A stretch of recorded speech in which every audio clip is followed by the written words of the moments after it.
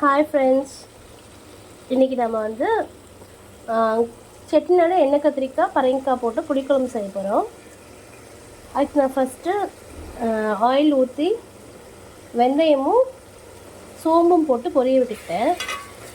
அது நல்லா பொரிஞ்சதுக்கப்புறம் கொஞ்சம் கறி வடகம் போட்டு அதுவும் பொரிஞ்சோடனே சின்ன வெங்காயம், பூண்டு, கருவேப்பிள்ளை, பச்சை மிளகா எல்லாத்தையும் போட்டு நல்லா வதக்கிடணும். அதுக்கப்புறம் தக்காளி நல்லா ஒரு 4 தக்காளி, பழுத்த தக்காளியை அதுவும் நறுக்கி போட்டு நல்லா வதக்கிடணும். இப்போது வதங்கிட்டுருக்கு. நான் அதுக்கு முன்னாடி கொஞ்சம் வீடியோ எடுக்கல ஃப்ரெண்ட்ஸ்.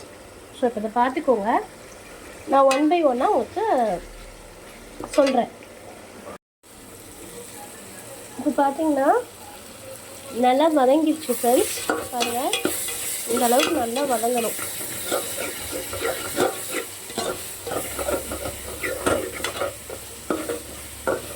இப்போது நம்ம வந்து கத்திரிக்காவை ஆட் பண்ணிக்கலாம்.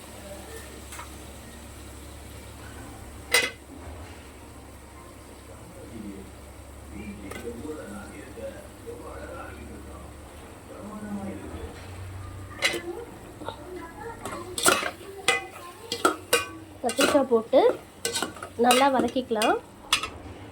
கேப்பில்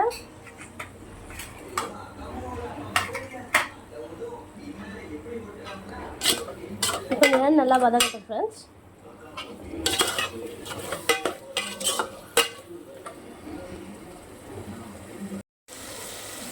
பாருங்கள் ஃப்ரெண்ட்ஸ், கத்திரிக்காய் இப்போ நல்லா வதங்கிடுச்சு. இந்த ஸ்டேஜில் இப்போ வந்து நம்ம பரங்கிக்காய் ஆட் பண்ணுவோம். இது வந்து நாட்டு பரங்கிக்காய்ன்னு சொல்லுவாங்க. அதாவது நம்ம கிராம சைட்லாம் கிடைக்கும். சக்கரை பரங்கின்னு சொல்லுவாங்க. இது போட்டு தான் இன்றைக்கி நம்ம ரெண்டையும் போட்டு காரைக்குடி ஸ்டைலில் குழம்பு வைக்க போகிறோம். செட்டிநாடு எண்ணெய் கத்திரிக்காய் பரங்கிக்காய் புளிக்குழம்பு. இப்போ பாருங்கள் மிளகாத்தூளும் மல்லித்தூளும் ஆட் பண்ணிட்டேன். இது வந்து வீட்லேயே நம்ம ரெடி பண்ண மிளகாத்தூள் மல்லித்தூள். உங்களுக்கு வேணுன்னா சொல்லுங்கள், நான் ரெசிபி போஸ்ட் பண்ணுறேன். ஓகேவா? இப்போது இதை போட்டு நம்ம நல்லா வதக்கணும். வதக்கிட்டு நம்ம தண்ணி ஆட் பண்ணி குழம்பு காய வேக விடணும். வெந்ததுக்கப்புறம் புளி ஆட் பண்ணி இப்போ ஃபைனலாக நான் சொல்கிறேன். இப்போ பாருங்கள் ஃப்ரெண்ட்ஸ், தண்ணி ஊற்றி பரங்கிக்காவும் உள்ளே போட்டோம். ஏன் நம்ம பரங்கிக்காய் இப்போ லாஸ்ட்டாக சேர்க்கணும்னா அது சீக்கிரமாக கரைஞ்சிரும், சீக்கிரமாக வெந்துடும். ஸோ வெந்து கரைஞ்சிரும். ஸோ இப்போ போட்டோம்னா நல்லா தண்ணி பாயில் ஆகிறதுக்கும் இந்த கத்திரிக்காயும் பரங்கிக்காயும் சேமாக ஒரே டைமில் வேகும். வெந்ததுக்கப்புறம் நம்ம புளி கரைச்சி ஊற்றி ஃபைனலாக நம்ம இறக்கிட வேண்டியதுதான். அது எப்படின்னு நான் நெக்ஸ்ட் வீடியோவில் சொல்கிறேன். பாருங்கள், நல்லா கொதிக்குதா? இன்னும் ஒரு 10 நிமிஷம் இருந்துச்சுன்னா நல்லா கிழங்கு வெந்துடும். இந்த பரங்கிக்காவும் கத்திரிக்காயும் சேம் டைம்ஸ் வெந்துடும்.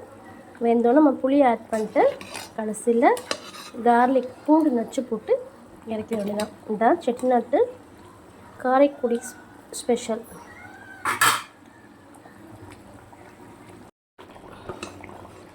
இப்போ பாருங்கள், நல்லா வெந்துருச்சு.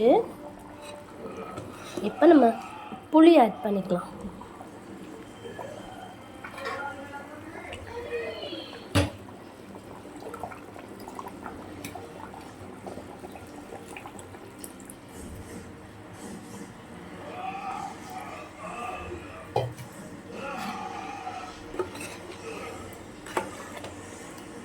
இப்போ இன்னும் கொஞ்ச நேரம் நல்லா கொதிக்கட்டும்.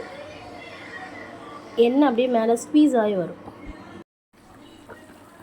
ஆல்மோஸ்ட் ரெடி ஆயிடுச்சு. இப்போ நம்ம கார்லிக்கை போட்டு ஆஃப் பண்ணிட வேண்டியதான். இதுதான் சீக்ரெட் புளிக்குழம்புக்கு.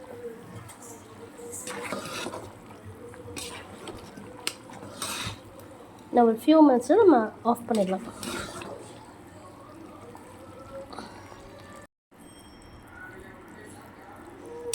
ரெடி.